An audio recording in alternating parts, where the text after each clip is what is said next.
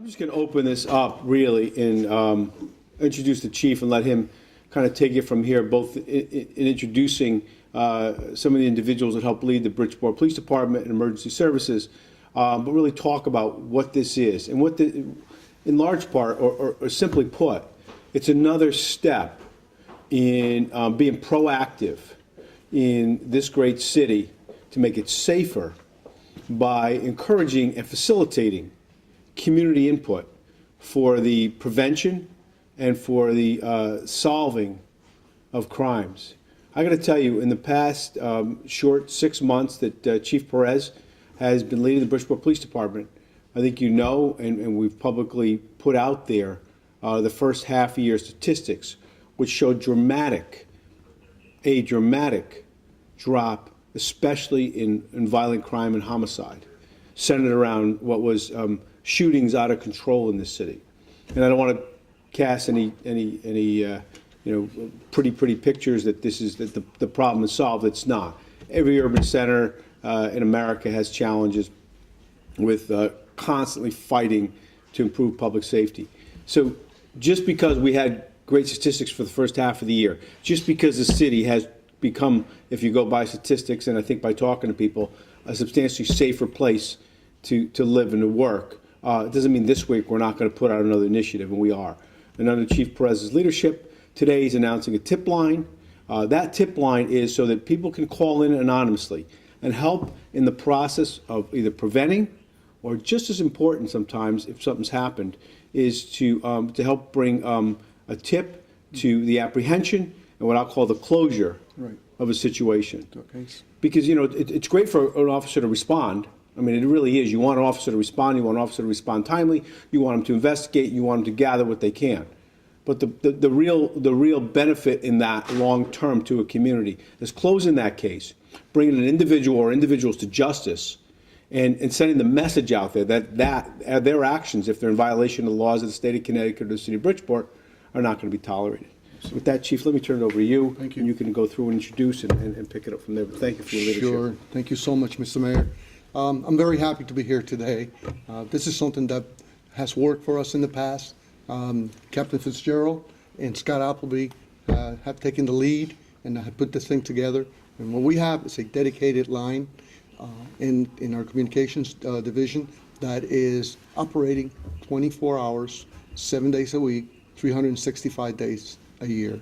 So it will always be manned.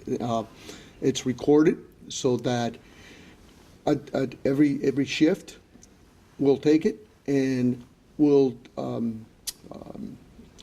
put it on paper and we'll send it to whatever division needs to be. So if it's a detective's case, it'll go to the detective's division. It's a patrol issue. If it's a dumping issue, it will go just about everywhere in the police department. In the past, when I was in the narcotics division, we had something similar and it worked very well. At the beginning of every day, someone would take the calls, disseminate them, and I tell you, in 99.9, it was on the money, and we got a lot of good work done. We want to be totally transparent, and we also want to be community policing initiative in the city of Bridgeport. We want to be close to the community. It is important that there is confidence between the community and the Bridgeport Police Department, and this is why we came up with this. I'd like to introduce Captain Fitzgerald, who put a lot of effort and a lot of work into this project. Come on, Captain, say a couple words. Good morning. Yeah, so we recognize that we didn't have one centralized number where citizens could call in and leave information on either crimes that occurred in the past or some nuisance issues that might be handled by the patrol division, things that weren't necessarily emergencies, but that people might feel compelled to provide the police with information on, but didn't have a way to do it. In the past, what we did on a criminal investigation case, we would just leave the case detective's phone number. And oftentimes that detective wasn't at his desk because he was either off duty or working. So somebody would call, nobody would answer. Sometimes they would leave a message on their voicemail, sometimes they wouldn't. We want to make it easier for us to be able to get information from the public to help solve crime and to reduce nuisance issues within the city. So like the chief said, this phone number will be manned 24 hours a day, 7 days a week. Dispatchers will pick it up, and we have a form, an intake form, that where the dispatchers will ask certain questions of the person calling in. It can be anonymous if the person doesn't want to give their name, but we also encourage them to give their name if they can and they feel comfortable doing so. The tip will be recorded on an audio file, and then the dispatch supervisor will email that file to the affected division within the police department. So if it's a narcotics issue, it will go to narcotics. If it's a crime information, like a homicide or a robbery, it will go to the detective bureau. And that way, nothing gets lost in translation. We can take the information exactly as the caller said it and be able to follow up and use that information as appropriate. Thank you. I'm gonna, if we could, I know you have cards over here. Are these for distribution? Yes. So the cards are going to give out. Go ahead, you explain it to me. Sure. So we initially made 5,000 cards. The idea is that on crimes that have occurred, our detectives will hand these out to potential witnesses who may not feel comfortable speaking with a police officer right at the scene, but can take this phone number and then call discreetly at a later time and provide the police with information about the crime that occurred. We also intend on putting posters up around city buildings. Hey, Chief, come on over. We'll hold this right up here with the captain. So you got a tip line here. It says if you have information about a crime, call. Try to make it real simple. 576. Everybody knows 203. Everybody knows 576 is tips. It's just tips, which is 8477. For emergencies, call 911. Everyone knows that. It really allows the ability of our department to access critical information. Captain, we appreciate your leadership as well on this. What I was going to say too is one more thing. I think it's my view, and I'm far from an expert in policing, but I've learned a lot by working with this department, working with this chief, working with Chief Chapman in the past. Is especially now we have two things that are going in our. We have a lot of things going in our favor, but two additional tools that this chief has now that I think he's accessed, in addition to great leadership within the department and investigating with the Detective Bureau. Cameras. The cameras are a way or a source of information that is critical to leading to the apprehension and prosecution, ultimately conviction of individuals who perpetrate crimes in our city. But that's only one piece of it. You can't capture everything on film. Right. But there are eyes. Everyone in this city has eyes. Very few crimes go without someone having some knowledge or some information. So if the idea is that you're reluctant, you're afraid, you can do now through the tips line.